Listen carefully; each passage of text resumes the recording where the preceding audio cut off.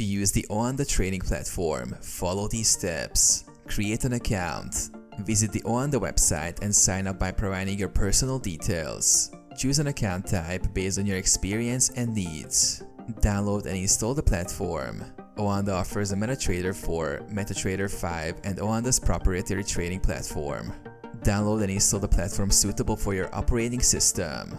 Log into your account. Once the platform is installed, open it and log in with your OANDA account credentials. Fund your account. Deposit funds into your trading account using various methods such as credit card, bank transfer, or PayPal.